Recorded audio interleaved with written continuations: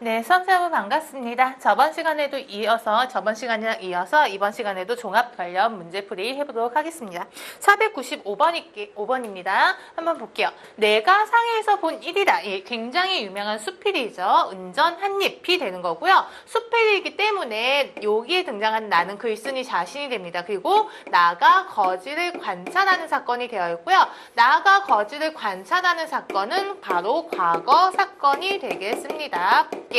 늙은 거지 하나가 전장에 가서 떨리는 손으로 1원짜리 은전 한 입을 내놓으면서 황송하지만 이 돈이 못 쓰는 것이나 아닌지 좀 보아주십시오 하고 그는 마치 선고를 기다린 죄인과 같이 전장사의 입을 쳐다본다. 전장 주인은 거지를 물끄러미 내려다보다가 돈을 두들겨보고 줬소 하고 내어준다 입니다. 그래서 전장에 가더니 이런 일을 하더라. 그리고 여기서 줬소라는 것은 못 쓰는 돈이 아니다. 쓸 수 있는 돈이다 입니다. 예, 그리고 한번 문법적인 거 보면 여기서 짤이라는 것은 접사인 거죠. 뭐 이 정도 짤이 그만한 가치를 나타낸다 라는 뜻을 가진 접사이고요. 앞에 있는 단어랑 붙였어야 됩니다. 그리고 여기서 잎은 단위명사이고요. 두음 법칙이 적용되지 않는 단위명사라는 것, 이 두 가지 문법에서도 나오니까 한번 유의해 보시고요. 예.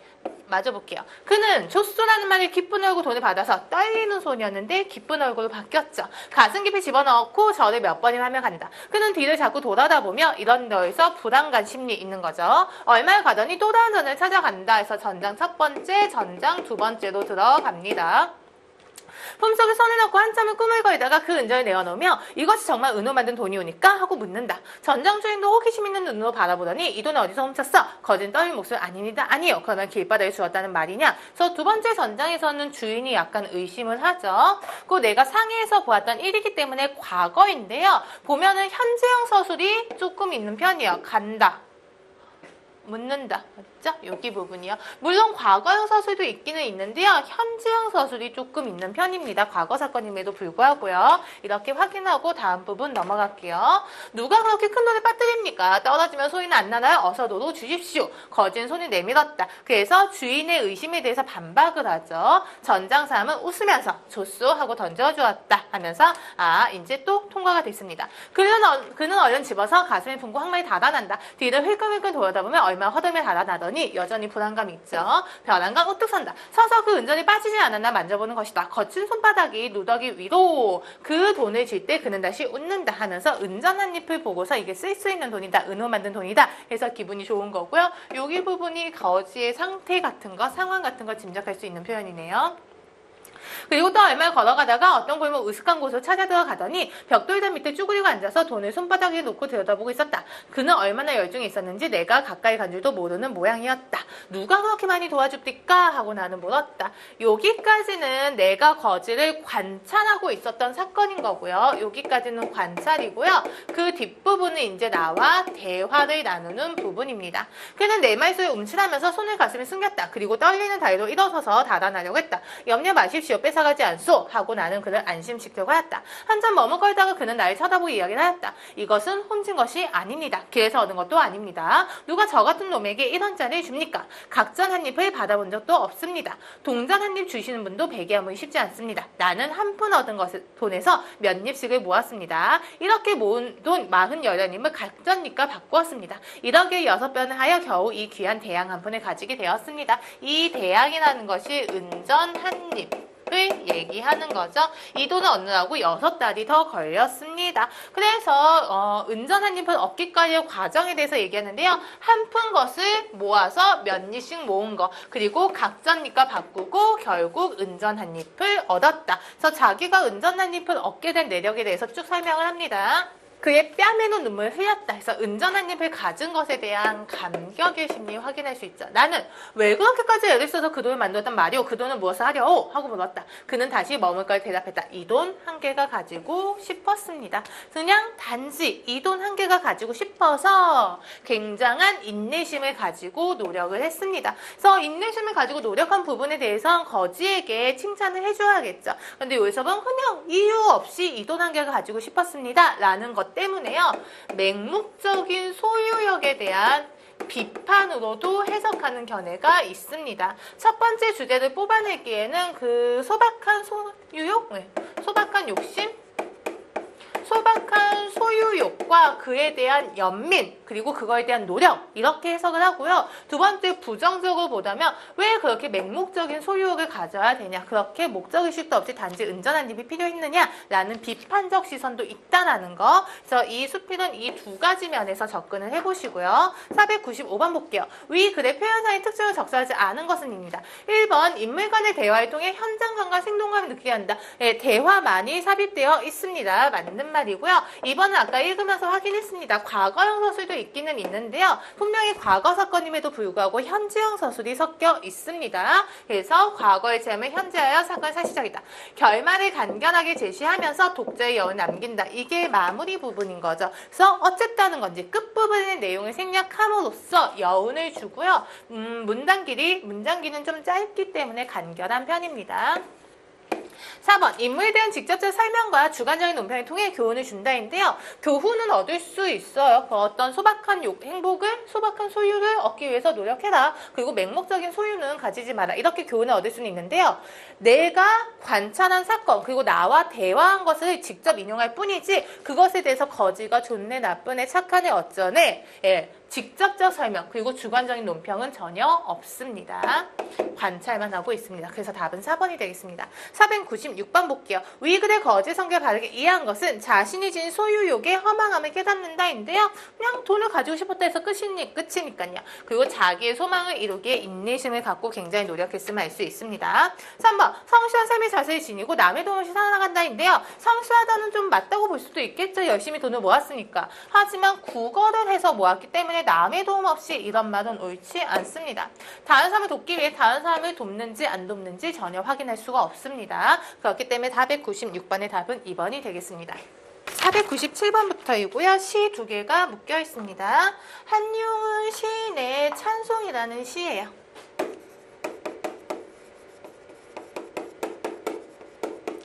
그래서 시인과 제목이 나와 있었으면 해석이 조금 더 쉬웠을 텐데 지금 시인 이름, 작가 이름이랑 제목이 생략이 되어 있습니다. 그리고 한용운 시인의 작품은 좀 많이 나오는 편이잖아요. 그래서 존댓말을 많이 사용하고 여성적 목소리가 좀 많고요. 그리고 절대자에 대한 사랑, 맹세 이런 내용이 많다는 거 기본적으로 조금 알아두시면 좋을 것 같습니다. 해석 들어갈게요. 임이여 라고 되어 있습니다. 임이여 대상에게 말을 건네고요. 한용운 시의 임은 굉장히 많이 등장하는데요. 일반적으로는 여자의 사랑하는 남자로 해석하는 견해가 많은데 여긴 딱히 사랑시로는 보이지 않습니다. 그러면 사랑하는 남자 말고 또 뭐라고 해석하느냐? 조국, 부처, 진리,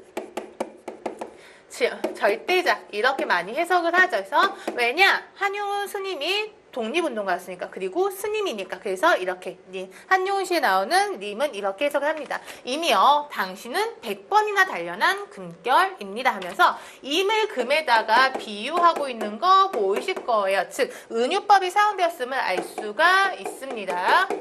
그래서 금이라는 것은 뭐 반짝반짝 빛난다, 소중하다, 비싸다 이런 거에 초점 맞추면 긍정이고요. 그냥 금결이 아니고 100번이나 단련을 했어요. 즉 그만큼 어떤 인고의 과정을 거쳐서 절대적인 경지에 이른 절대적인 존재인 거죠.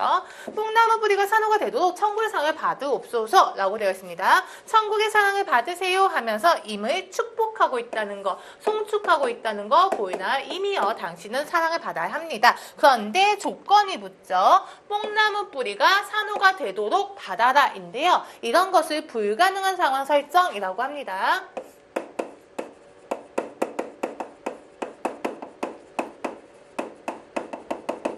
뽕나무 뿌리가 산호가 된다는 것은 있을 수 없는 일인 거죠. 즉 이렇게 있을 수 없는 일이 일어날 때까지 사랑을 받으세요니까 영원한 사랑을 받으세요입니다. 불가능한 상황 설정은 뭐 내일 해가 서쪽에서 뜬다면, 그림 속에 있는 닭이 운다면 이런 것들이 있겠죠. 임이여, 사랑이여, 아침별의 첫 걸음이여 입니다. 여기 느낌표 찍었으니까 영탄법이라고 해석해도 되겠죠. 임이여, 사랑이여, 그리고 아침볕의 첫 걸음이여. 아침볕의 이미지 좀 좋죠. 맑고 깨끗하고 그리고 첫걸음과 연관된 뭔가 시작의 이미지, 희망의 이미지 이런 거 느껴집니다.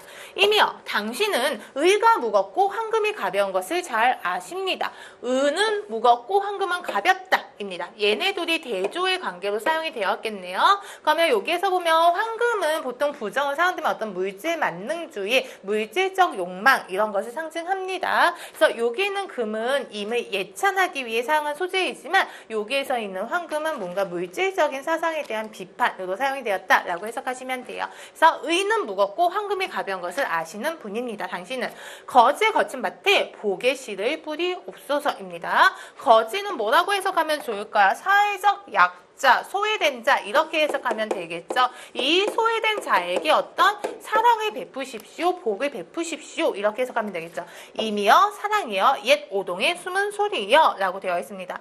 오동이라는 것은 오동나무를 뜻하는 것인데요. 이 오동나무를 이용해서 가야금을 만들거든요. 근데 뒤에 오동의 숨은 소리여 라고 되어 있기 때문에 가야금 소리인가 이렇게도 해석이 돼요. 그리고 어쨌든 긍정의 의미로 사용된 시여 라는 건 확인할 수 있습니다. 임이여 당신은 봄과 광명과 평화를 좋아하십니다. 봄, 광명, 평화 전형적으로 긍정의 시어로 사용이 되죠. 약자의 가슴에 눈물을 뿌리는 자비의 보살이 되옵소서.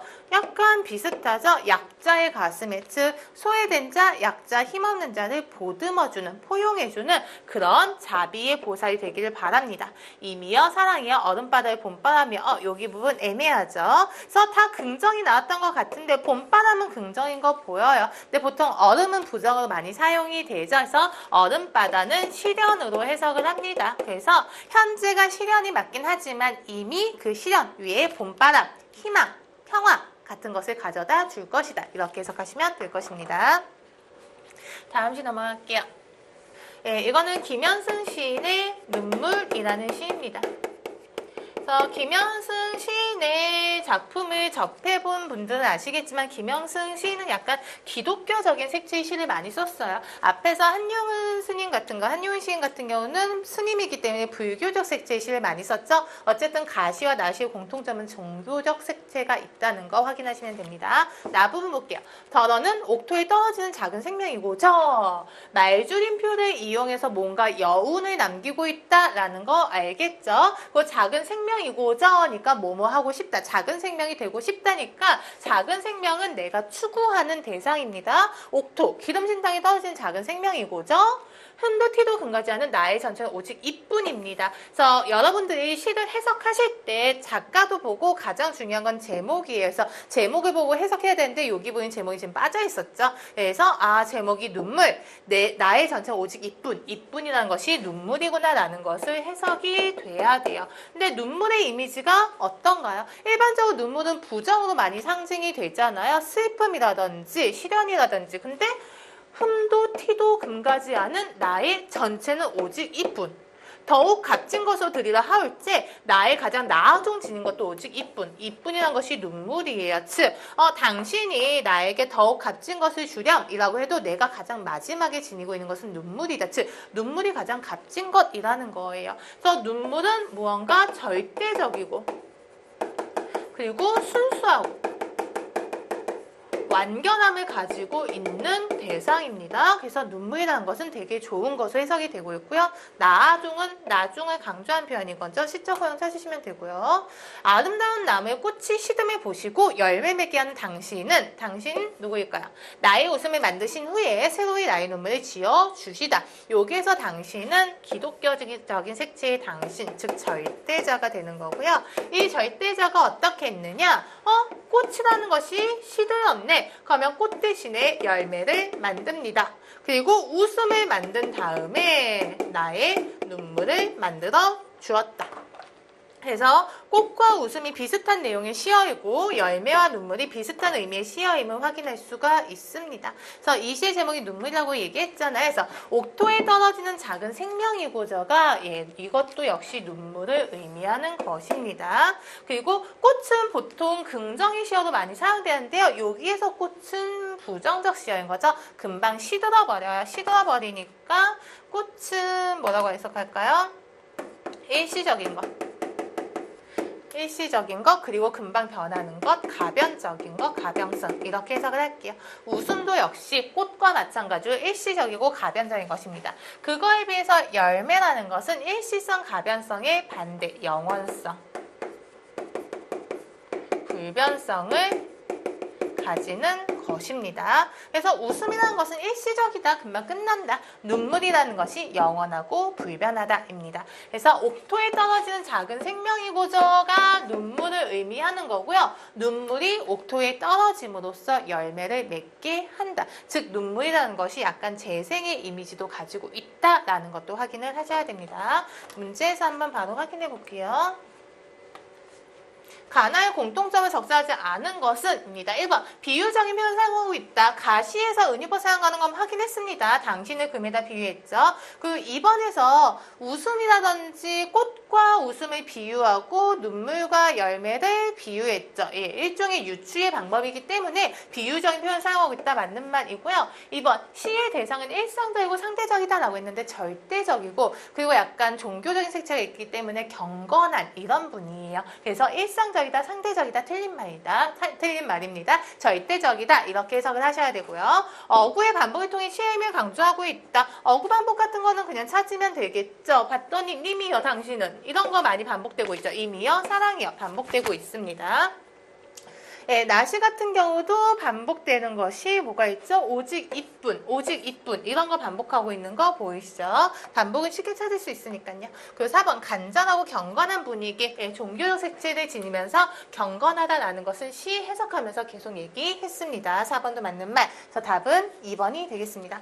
498번 볼게요. 가나의 눈물에 대한 설명을 적절하지 않은 것은 가시에서 눈물은 약자의 가슴에 눈물을 뿌린다. 근데 그것은 자비다니까요. 약자를 포용해주고 도와주는 것이었습니다. 그리고 여기서 눈물은 웃음 같은 일시적인 것이 사라지는 데 나타나는 영원한 것들 그리고 작은 생명이 될 수 있는 것입니다.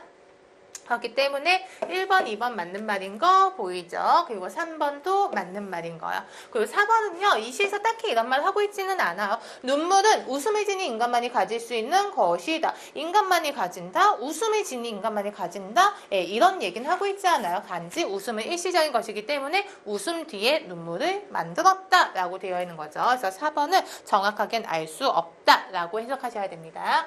그 다음이요. 장기전이라는 고전 소설이 되죠. 장기라는 것은 꿩, 수꿩이 장기이고 암꿩이 까투리인 거죠. 그래서 꿩을 이용해서 소설을 만들었다. 의인화 소설, 우화 소설이 되는 거고요. 우화 소설은 당연히 의인법이 사용이 되는 거죠. 그리고요. 다 그런 건 아니지만 우화 소설은 일반적으로 풍자적인 성격이 강합니다.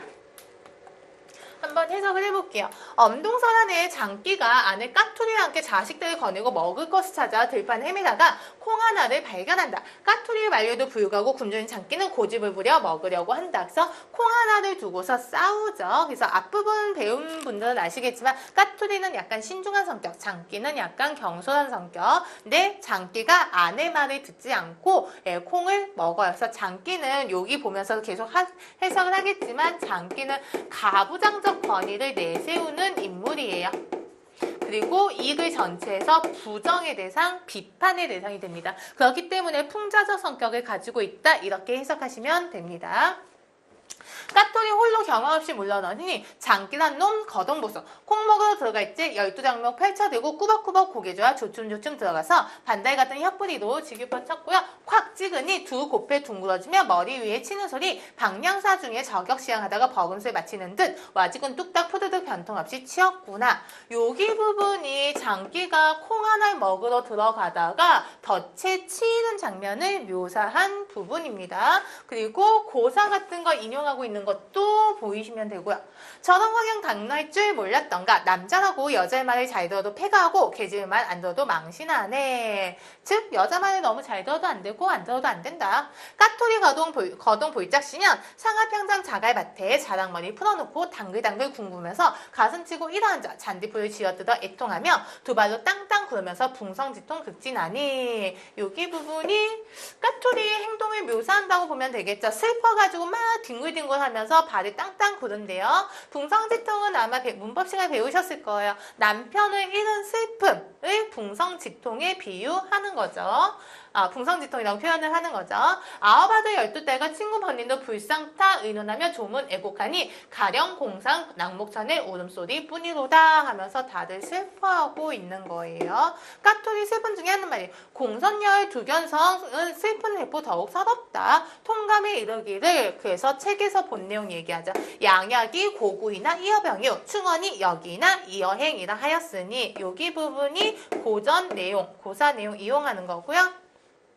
예, 이거를 앞뒤로 대구법 사용된 거 보면 돼요. 양약, 충언. 네. 그래서 양약, 좋은 약이 고구, 입에는 쓰지만 이어병, 병에는 이롭고 충언, 충성하는 말이 역이, 귀에는 거슬리나 이어행, 행동에는 이롭다 했다. 자네도 내 말 들었으면 저런 변 당할 쏜가 하면서 남편을 약간 비판한다고 해야 되나? 꾸짖는다고 해야 되겠죠? 너 왜 내 말 안 들어서 이런 변을 당했니? 답답하고 불쌍하다. 우리 양주, 우리 두 부부 좋은 금슬 누이더러 말할서냐. 슬피 서서 통곡하니 눈물은 못이 되고 한숨은 풍우된다. 여기 부분 과정법이고요. 가슴에 불이 붙네 이내 평생 어이할고 하면서 신세 한탄 그리고 남편에 대한 원망도 조금 나와 있습니다. 장기거동 볼짝시며 차위 엎디어져 에라 인연 요란하다 후안을 미리하면 산에 갈리 니 있으랴 하면서 장기가 뭐 반성하거나 미안해하기는커녕 오히려 비속어 나왔죠? 까투리를 꾸짖으면서 당당합니다. 그래서 장기는 부정적인 인물, 가부장적 권위를 내세우는 인물입니다. 선미련 후식이다. 죽는 놈이 탈없이 죽으랴. 사람도 죽기를 맥으로 안다하니 나도 죽지 않겠나 맥이나 짚어보소. 까투리 대답할 이런 말 비맥은 끊어지고 간맥은 선하고 대충맥은 거다고 명맥은 떨어지네. 에고 이게 웬일이요? 원소다 원소다 고집불통 원소로다. 그래서 여기 부분 열거시 표현 많이 나오는 거 보이죠? 그리고 원소다 원소다 고집불통 원소다 사음보인 거 보일 거예요. A, A, B, AU 구조. 그래서 고전소설은 운율이 조금 많은 편이다 배우셨죠? 그 이유는 구전되었기 때문에 장기란 놈 하는 말이 맥은 그러나 눈청을 살펴보소. 눈동자는 온전한가? 중략되었고요. 장기란 놈 받는 두고 자네 너무 서러워서 상부잦은 내 가문에 장가가기 내 실수라입니다. 여전히 반성하지 않고 아내를 비판하고 있죠. 상부라는 것은 상을 당하다 남편을 잃는 것. 즉 까투리의 대사가 생략되어 있는데 까투리가 결혼을 총 4번 했는데 첫째 남편도 죽고 둘째 남편도 죽고 세 번째 남편도 죽었습니다. 즉 상부가 잦은 너네 가문에 장가간 게 실수다 하면서 까투리에 전가하고 있는 거죠. 잘못을. 이말저말 잔말 마라. 불가부생 다시 살아오기 어려우니 나를 굳이 보려거든 명예주반 일찍 먹고 다음날 아침 일찍 먹고 차위 덧 임자 따라가면 김천 시장에 걸렸거나 전주 시장에 걸렸거나 청주시장에 걸렸거나 즉 내가 시장에 걸려있거나 그렇지 않으면 감영도 병영도나 수령도의 관총고에 걸려있던지 복물짐에 얹혀있던지 사또 밥상에 오르든지 그렇지 않으면 혼인집 패배건지가 될 것이다. 혼인할 때 닭 같은 거 쓰죠. 거기에 패배건지가 되어 것이다. 내 얼굴 못 봐 서러 말고 자네 몸 수전 정렬 부인 되옵소서. 이런 것들이 또 가부장적 권위로 해석할 수가 있겠죠. 내가 죽더라도 너는 수절, 정절을 꼭 지켜 하면서 강요를 합니다. 불쌍하다 이네스 불쌍하다. 우지마 내가 더 우지마라 장본은 한온다. 내 안에 살아나 죽나만 불쌍하다. 여기 부분도 운율 느껴지는 거 보이시면 되고요. 장기란 놈 키를 쓴다. 아래 곱해 버티디고 위 곱해 당기면서 버럭버럭 길을 쓰나 살길 전이 없고 털만 쑥쑥 다 빠지네. 그래서 여기 뒷부분 이야기도 더 있긴 합니다. 한번 문제 볼게요. 위 글에 대한 설명을 적절하지 않은 것은 풍자적인 주제를 가지고 있다. 장기의 가부장적인 성격을 비판을 합니다. 그래서 비판이 나왔기 때문에 풍자라는 말이 맞고요. 서술자가 작품에 개입하지 않고 있다라고 되어 있는데요. 고전소설은 서술자가 작품에 개입하는 경우가 많아요. 서술자라는 것은 이야기를 그냥 단순히 설명만 해주면 되는 거잖아요. 누가 이랬어? 얘가 이랬어. 얘가 기뻤어, 슬펐어. 단순히 상황 설명만 해주면 되는데 그거에 대해서 서술자가 자신의 감정을 드러낼 때가 있어요. 얘 좋으네, 나쁘네, 잘생겼네, 어쩌네. 그래서 이야기하는 중간에 서술자가 자신의 감정을 드러내는 부분을 서술자의 개입 또는 편집자적 논평이라고 합니다. 그래서 여기 부분이 서술자의 개입이라고 볼 수 있는 부분이 좀 크지는 않은데요. 여기서 보면 장기란 놈, 거동보서 이런 거 보이죠. 까투리를 얘기할 때는 까투리는 그냥 까투리가 뭐뭐 했다라고 하는데 장기 얘기할 때는 약간 부정적 시선이 들어간 거 보이나요? 장기란 놈, 이놈이 어쩌고저쩌고 여기서 까투리 되어 있고 다음 부분도 보면은 장기란 놈이란 말이 되어 있죠. 볼짝시면 장기란 놈 되어 있죠. 이런 부분이 편집자의 감정이 조금 들어가 있기 때문에 서술자 작품에 개입하고 있지 않다라는 말은 옳지 않습니다. 그래서 쉽게 생각해서 흥부전 같은 것을 봐도 흥부가 뭐뭐 했다 이렇게 얘기하는데 놀부 얘기는 놀부 이놈이 이 나쁜 놈이 하면서 놀부를 부정적으로 묘사를 합니다. 그래서 서술자가 작품에 개입한다라고 해석할 수가 있고요. 세 번째 생생한 장면 묘사는 아까 콩 먹다가 덫에 치이는 장면 같은 거 확인할 수가 있습니다. 그리고 인격화된 동물, 우화소설은 다 의인법이 사용이 되었죠. 그래서 맞는 말. 500번입니다. 위 글을 통해 궁극적으로 드러내고 하는 바는 되어 있습니다. 그래서 궁극적으로 드러낸다라는 것은 즉 주제를 묻는 거고요. 장기의 가부장적 태도를 비판한다라는 것을 찾아낼 수가 있는데 가부장적에 대해서는 얘기 나와 있지 않잖아요. 그래서 가부장적 태도와 비슷한 거 권위에 의한 약자의 억압 장기란 놈이 까투리를 구박한다라는 거 나머지는 다 확인할 수가 없습니다. 마무리하고요. 네, 501번 넘어갈게요. 네, 이것도 역시 너무 유명한 수필이죠. 무소유입니다. 한번 볼게요. 우리들이 필요해 물건을 갖게 되지만 때로는 그 물건 때문에 적잖이 마음에 쓰이게 된다. 그러니까 무엇인가를 갖는다는 것은 다른 한편 무엇인가 얽매인다는 것이다. 필요에 따라 가졌던 것이 도리어 우리를 부자유하게 얽어맨다고 할 때 우리는 가짐을 당하게 된다는 말이다. 도리어라는 말 되어 있죠. 여기 부분에 들어가면 찾을게요. 필요에 따라 가졌던 것이 오히려 우리를 얽어맨다. 내가 주인이 되지 않고 물건이 나의 주인이 된다. 주체와 객체가 바뀌었다라는 표현이 들어가야겠죠. 그래서 답은 1번이 되겠습니다. 주객 전도가 된다. 내가 물건 소유했는데 물건이 오히려 나를 얽어매고 있다입니다. 전도양양하다라는 것은 전도 앞길이 양양 창창하다. 앞길이 좋은 일만 있을 것 같을 때 적반하장은 많이 사용되죠. 도둑이 오히려 몽둥이를 든다. 잘못한 놈이 오히려 화를 내는 상황이 빗대는 말이고요. 속담으로는 방귀 낀 놈이 성낸다 랑 연결이 되겠죠. 네 번째 자가당착도 그대로 한자성어였죠. 스스로 밀고 당긴다. 즉 자가당착이라는 것은 그냥 모순을 지칭하는 말입니다. 그래서 503번이 답 1번인 거 확인하고요. 앞부분 넘어가겠습니다. 그러므로 많이 갖고 있다는 것은 흔히 장난과도 되어 있지만 그만큼 많이 얽혀있다는 측면도 동시에 지니고 있는 것이다 하면서 소유에 대한 깨달음을 얘기하는데 소유라는 것은 가지고 있는 것이기도 하지만 얽매임이다 라고 되어 있네요. 소유라는 것은 얽매이다. 지난해 여름 하면서 과거 경험에 대해서 얘기합니다. 수필이니까 자기의 경험 얘기하는 거는 많이 있죠. 지난해 여름 장마기인 어느 날 봉선사로 운어노사를 뵈러 간 일이 있었다. 한낮이 새자 장마에 거쳤던 햇볕이 눈부시게 쏟아져 내리고 앞길 물소에 어울려 숲속에서는 매미들이 있는 대로 목청에 돋았다. 아차 이때야 문득 생각이 난 것이다. 난초를 뜰에 내놓은 채 온 것이다. 모처 보인 찬란한 햇볕이 돌연 원망스러워졌다. 뜨거운 햇볕에 늘어져진 난초잎이 눈에 아는 걸 더 지체할 수가 없었다. 허둥지둥 그리로 돌았다. 아니다 달까 입은 축 늘어져 있었다. 안타까우며 생명을 그다 축여주고 했더니 겨우 고개를 들었다. 하지만 어딘지 생생한 길이 빠져버린 것 같았다. 입니다. 여기까지가 내 과거 경험이고요. 여기까지는 기분이 좋았죠. 햇볕이 눈부시다 하면서 기분이 좋았는데 여기에서 보면 난초를 밖에 내놓았는데 하면서 이제 허둥지둥 심리가 바뀌었습니다. 즉 난초 때문에 심리가 바뀐 것이고요. 나는 이때 온몸으로 그리고 마음으로 절절히 느끼게 되었다. 집착이 괴로움인 것을. 그렇다 하면서 여기 부분은 깨달음을 얘기하고 있습니다. 그래서 집착이 괴로움이다 라는 깨달음.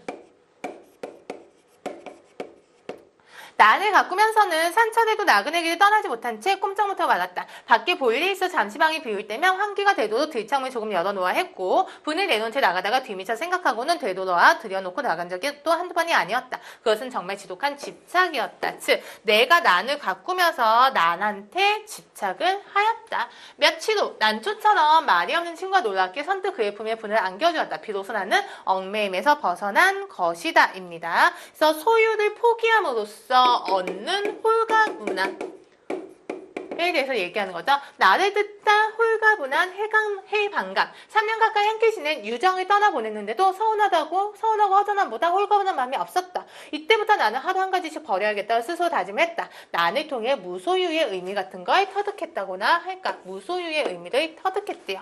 인간의 역사는 어떻게 보면 소유사처럼 느껴진다. 보다 많은 자기네 몫을 위해 끊임없이 싸우고 있는 것 같다. 소유욕에는 한정도 없고 효율도 없다. 그저 하나라도 더 많이 갖고 다니는 일념으로 출렁거리고 있는 것 것이다. 물건만은 성이 차지 않아 사람까지 소유하려 든다. 그 사람이 제 뜻대로 되지 않을 경우는 끔찍한 비극도 불수하면서 제 정신도 갖지 못한 처지에 남을 가져하는 것이다. 하면서 사고가 확장되는 거 보이나요? 여기 앞부분까지는 자기의 개인적인 경험 같은 것을 얘기하고 있죠. 지난해 여름에 그리고 나는 저번에도 너무 좋더라. 근데 여기에선 인간의 역사에 대해서 얘기하면서 인간이 너무 많이 가지려고 노력하기 때문에 문제다라고 이야기를 하고 있습니다. 그래서 인간에 대해서 부정적으로 비판하고 있음을 알 수 있습니다. 소유욕은 이해와 정비돼야 한다. 그것은 개인뿐 아니라 국가 간의 관계도 마찬가지. 어제의 맹방들이 오늘날 맞서야 되는가 하면 서로 우려먹는 나라끼리 친선사전을 교환한 사례를 우리는 얼마든지 보고 있다. 그것은 오로지 소유의 바탕에 둔 이해관계 때문이다. 소유, 이해관계 때문에 국가 간의 관계가 뭐 왔다 갔다 한대요. 만약 인간의 역사가 소유사에서 무소유사로 그 방향을 바꾼다면 어떻게 될까? 아마 싸우는 일은 거의 없을 것이다. 주지 못해 싸운다는 말은 듣지 못했다면서 가정하자. 만약에 소유가 아닌 무소유라면 싸운 일은 없을 것이다. 즉 여기에서 깨달음은 소유가 싸움을 만든다라는 것이죠. 간디는 또 이런 말 하고 있었다. 유명한 신분. 내게는 소유가 범죄처럼 생각된다. 그가 무엇인가를 갖는다면 같은 물건을 갖고자 하는 사람들이 똑같이 가질 수 있을 때 한한다는 것. 그러나 그것은 거의 불가능한 일이므로 자기 소유에 대해서 범죄처럼 자책하지 않을 수 없다는 것이다. 여기 부분이 간디의 말을 해석하는 거죠. 남들도 똑같이 가질 수 있을 때, 즉 공평하게 가질 수 있을 때만 가지고 나 혼자만 가지고 있으면 스스로를 자책하게 된대요. 우리들 소유관념이 때로는 우리들 눈을 멀게 한다. 그래서 자기의 분수까지도 돌볼 새 없이 슬프게 들뜨게 되는 것이다. 그러나 우리는 언젠가 한 번은 빈손으로 돌아갈 것이다. 내 이 육신마저 버리고 후들이 떠나갈 것이다. 하고 많은 물량일지라도 우리를 어떻게 하지 못할 것이다. 우리는 소유하지 않고 빈손으로 돌아갈 것이다. 소유라는 것은 괴로움일 뿐이다. 입니다. 또 있네요. 크게 버리는 사람만이 크게 얻을 수 있다는 말이 있다입니다. 여기 부분에 사용된 수사법, 역설법이 되겠습니다. 버리는데 얻는다. 이딴 문제도 나오겠죠. 역설법은 동존할 수 없는 두 개의 단어가 동시에 나오면 모순 관계가 되면서 역설법이 됩니다. 물건으로 인해 마음을 상하고 있는 사람들에게는 한 번쯤 생각해볼 말씀이다. 아무것도 갖지 않을 때 비로소 온 세상에 갖게 되는 것은 무소유의 영리이니까. 501번입니다. 그래서 세상의 특징으로 가장 적절한 것은 비슷한 상황에 빗대어 추상적인 관념이 이해를 돕고 있다인데요. 무소유니까 추상적인 관념이라고 할 수는 있지만 뭔가 유추라든지 이런 개념은 나와 있지 않습니다. 빗댄 표현은 없어요. 2번 상반되는 사물과 대비하여인데요. 상반되는 두 개의 사물도 나타나 있지 않습니다. 3번 일상생활의 경험을 바탕으로 한 깨달음을 통해 교훈을 주고 있다. 내가 난을 기르면서 겪었던 거, 난을 버렸더니 얻어지는 해방감. 일상생활의 경험 맞죠? 그걸 통해서 소유라는 것은 괴로움이다 라는 교훈 주고 있는 것. 답은 3번이 되겠습니다. 소유에 대한 인간의 태도 변화를 통해 세상의 부지런을 깨우치고 있다 보다는 소유에 대한 인간의 태도가 변하기를 바라고 있는 거죠. 502번이요. 위글 통해 저자가 궁극적으로 말하려는 건 궁극적으로 말한다라는 것은 주제 역시 찾는 문제입니다. 그래서 소유에 집착하지 말자. 우리는 언젠가 모두 빈손으로 돌아간다. 이런 내용이 나와 있긴 하지만 주제는 아니죠. 두 번째, 이 세상의 진수로 자기가 소유하는 것은 없다. 이런 내용은 하고 있지 않습니다. 세 번째, 소유에서 벗어날 때 인간이 자유로울 수 있다. 소유에서 벗어났더니 자유롭다. 인간의 역사도 그랬으면 좋겠다니까 3번이 완전히 주제랑 부합하는 부분입니다. 4번, 소유로 인하여 삶의 균형이 파괴되고 마음의 평정을 잃는다. 이것도 본문에서 확인할 수는 있지만요. 주제는 아니에요. 그래서 소유라는 것은 힘들고 우리는 언젠간 빈손으로 돌아가니까 소유에서 벗어나라가 주제가 되겠죠. 답은 3번입니다. 503번입니다. 문맥으로 보아 기억에 가장 알맞은 말은 하고 확인했었죠. 주객전도, 주체와 객체와 전도, 뒤집혔다, 바뀌었다 입니다. 자, 504번 볼게요. 니은에 나타난 표현기법과 다른 것은 되어 있습니다.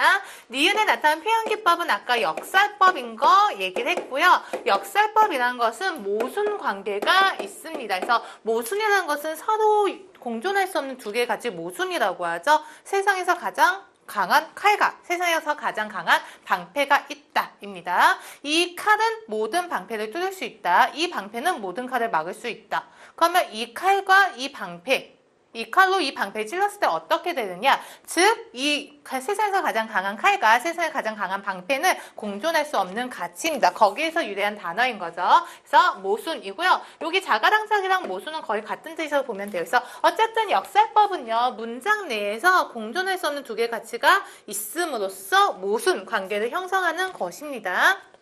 그래서 앞부분에서 뭐라고 했나요? 버려야지만 얻을 수가 있다라고 얘기하고 있죠. 즉 버리는 것과 얻는 것은 반대되는 개념인 것 같은데 버려야지만 얻을 수가 있다라고 표현을 함으로써 이게 무슨 말이지? 말이 안 되네 이렇게 생각될 수가 있습니다. 근데 버리다라는 것은 소유하지 않음으로써 해방감은 없다라는 거죠. 즉 겉으로 봤을 땐 모순인데 해석해보면 그 속에는 진실을 담고 있는 것이 역설법이 되겠습니다. 그래서 1번 같은 경우는 반어법의 대표 예문입니다. 먼 훗날 당신이 찾으시면 그때 내 말 잊었노라. 오늘도 어제도 아니고 먼 훗날 그때 잊었노라 이고요. 실제로 역설법 같은 경우는 반어법이랑 섞어서 오답을 많이 내고요. 여러분들이 반어법이랑 역설법 구분을 굉장히 어려워하시는 분들이 많아요. 근데 역설법에서 기억해야 되는 것은요. 역설법은 반드시 문장 내에서 모순이 있는 거고요. 반어법은요. 문장 내에서 모순이 있지는 않습니다. 문장은 올바른데 단지 상황과 반대가 됩니다. 상황과 반대된다 또는 상황과 모순된다 라는 표현을 사용을 하는데요. 여기 1번 보면은요. 먼 훗날 당신 찾으면 그때 내말 잊었노라. 오늘도 어제도 아니고 먼 훗날 그때 잊었노라 인데요. 모순되는 단어는 나와 있지 않습니다. 근데 이거를 반어법을 해석하는 이유는요. 김소월 씨는 워낙 남녀간의 사랑, 이별의 정한 이런 시를 많이 썼잖아요. 그걸 먼 훗날 당신이 찾으시면 이라고 가정하고 있으니까 현재 시적 화자는요. 당신과 헤어져 있는 상태예요. 그래서 슬프겠죠. 그때 내 말 잊었노라. 그래서 지금 오늘도 어제도 아니고 먼 훗날 그때 네가 나를 찾으면 즉 네가 나를 찾아오면 나는 잊었어 라고 얘기를 하겠다. 이렇게 해석이 되는 거죠. 그런데 실제로 화자는요. 먼 훗날 그때도 당신을 잊지 못하겠죠. 당신은 너무 사랑하니까. 그래서 당신을 실제로는 잊지 못했으면서 겉으로 잊었노라 라고 얘기하는 것. 즉 상황과 반대되는 표현이기 때문에 반어법입니다. 그리고 김소월의 먼 후일, 진달래꽃과 더불어서 반어법 대표 예문이니까 알아두셔야 됩니다. 그래서 반어법은 문장 내에서는 모순이 없고 상황과 반대로 얘기하는 것이 반어법 2, 3, 4번은 역설법입니다. 얘네는 문장 내에서 모순이 있는 것을 한번 확인을 해볼게요. 우리들의 사랑을 위해서는 이별이 있어야 하네입니다. 사랑을 위해서는 이별이 있어야 된다. 이별이라는 것은 사랑을 완성시키는 것이 아니고 오히려 사랑을 파괴하는 거잖아. 근데 말하듯이 뭐라고 하나요? 이별이 있어야지만 우리들의 사랑이 완성이 된다라고 되어 있죠. 즉 문장 내에서 모순이 있다는 게 무슨 말인지 아시겠나요? 사랑을 위해서는 이별이 있어야 되냐? 이것도 좀 배우셔야 되는데요. 견우직녀가 둘이 연애만 하고 일을 제대로 안 하니까 옥황상제가 화가 나서 양쪽으로 갈라놓죠. 그래서 굉장히 연애하느라 일을 안 하기보단 잠깐 이별해서 서로의 직분에 충실해야지 우리들의 사랑이 완성된다라는 진실을 담고 있는 것입니다. 3번 볼게요. 바라보노라 온갖 것을 보이지 않는 움직임을 이라고 되어 있습니다. 일단 바라보노라가 여기 들어야 되죠. 그래서 도치법도 사용되었고요. 보이지 않는 움직인데 보이지 않는다. 그걸 또 보고 있대요. 보이지 않는데 본다. 모순된다는 거 알겠나요? 보이지 않는데 본다. 4번, 날과 밤을 흐르고 있는 남강 가지 않습니다. 라고 되어 있죠. 남강, 강이니까 흐르고 있겠죠. 그래서 강이 흐르고 있는데 가지 않고 있대요. 흐르고 있는데 가지 않아 머물러 있어 말이 안 되네 입니다. 그래서 역설법과 반어법을 구분하는 첫 번째 기준은요. 문장 내에서 모순이 있으면 서로 같이 있을 수 없는 두 개의 감정, 찬란한데 슬프다. 외로운데 황홀하다. 이 두 개도 굉장히 대표적인 역설법 예문인 거죠. 그래서 문장 내에서 모순이 있으면 역설법이다.